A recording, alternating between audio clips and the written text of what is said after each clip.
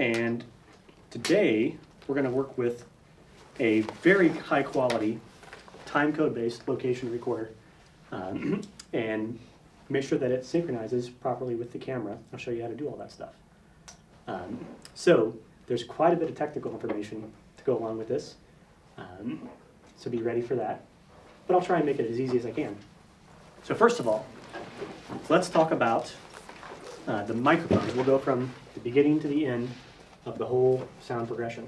So first up, let's see, we grab our mic kit.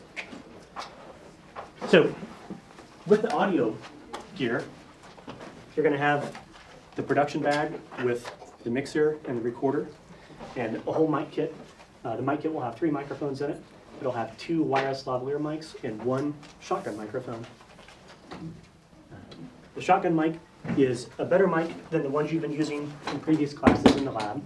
This is a, I'll open this up. This is a Sennheiser MKH 418. Can I just see that for a second? Oh, absolutely. Does this have the little, like low cut? I don't think this one has the low cut on it. Let's find out here. Pull this up. I'll get this out here. There we go. This one does not have the low cut on it. Okay, thanks. Certainly. So I could tell you were just talking about low cut filters, and we can actually address that in a little bit with the mixer. A lot of times shotgun microphones will have a low cut filter built into it, just a little switch on there that'll roll off some low end, and you typically will want to do that when working with dialogue. Otherwise there's too many rumbles, footsteps, trains going by and whatnot. So this is a high quality mic. It's a pretty directional shotgun. So if I were to point it at Colin, it would pick you up very, very well, but not so much over here. It'd be very, very roomy. I would be way too far away with this though. We'd hear tons of room sound. You've got to be careful about that. So we have our nice shotgun. The shotgun mounts inside a nice Rycote windscreen. This is better than the regular windscreen that goes over the top of the shotgun as well. This will protect you in all but the windiest situations. So this will work for almost any film shoot outside, except for a really, really windy day, in which case you gotta do the best you can. Okay, so I'm gonna lock this in, put this over here, line it up, and get that locked in. Okay, so shotgun mic. And then in here we have some wireless microphones. Pull those out. We have the wireless lavalier transmitter. It's a nice Sennheiser microphone. It's got various options for it. Let me pull those options out.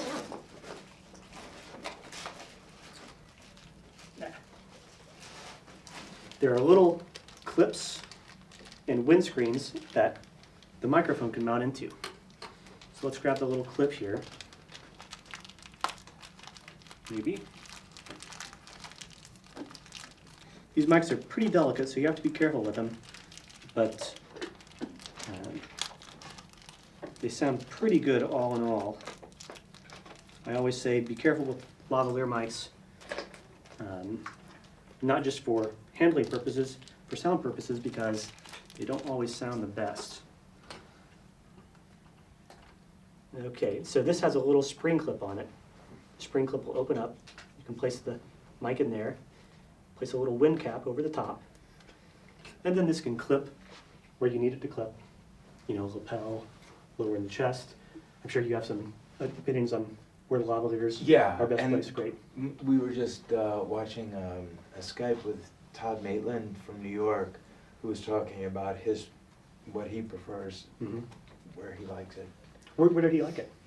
He actually likes it here. Yeah. And one of the reasons is because there's less, he feels like if there's a V-neck sweater, think of it that way, that's where it should go.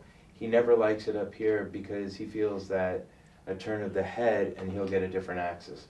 Whereas down here, he feels like he's always getting decent sound. Sure. But he also would love, if possible, that if you have wireless, that at the same time, you're trying to boom it Mhm. as well. So Absolutely. you can mix the two. Yeah, I always think of lavalier as a backup, just in case, or maybe for a really wide shot where you can't get a boom in there. And sometimes you can hide these. You can hide it behind a cup of coffee, Yeah. you know, that's never touched. So that it's just hidden there perfectly, so that one's got one actor, one's got another actor sitting at the table in this really wide shot at a restaurant, let's say. Yeah, you often call that a plant mic. A lot of books would call that a plant mic. One other thing that I'll throw out there that sometimes people do, if you have a proper hairdo, you can put it in your hair, and that works fairly well. You'll find this if you go to an opera performance at the IU Opera. When they do something with a wireless mic, which they don't always do, the mics are always in their hair. It works better. No big costume noise, sure, ruffling around. Okay, so that's the wireless transmitter. There are some options on this wireless transmitter. Of course, there's a battery pack in there, on, off, and you can set some frequencies. We'll go over that later. There's a mute switch, so if you're an actor and you need to run to the bathroom or want to take your wireless mic with you, you might just want to mute that. And there so it are doesn't- famous stories. Yeah, I'm sure there are plenty. This can accept a microphone input, typical mic input. It can also accept a line level input via a 1/8" headphone type connector. This can be really, really handy at times. So you might want to transmit audio from the recorder to the camera, or who knows what you might want to do. So this has a little jack here, and it plugs in. You screw it down to make sure it doesn't fall out. And this would plug into even the output of an iPhone or whatever, and you could transmit audio that way. And right into the C300. Absolutely.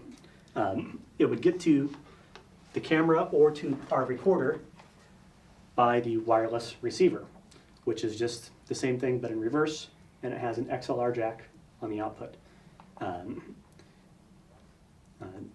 This will transmit at a medium level, so you might need to adjust the input to be mic or line level depending on various factors. We'll check that out in a little bit too. Okay, so there are 2 of those mics in every kit, 2 wireless lavs,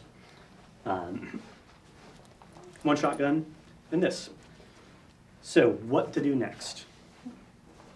We have the Sound Devices 3-to-2 mixer.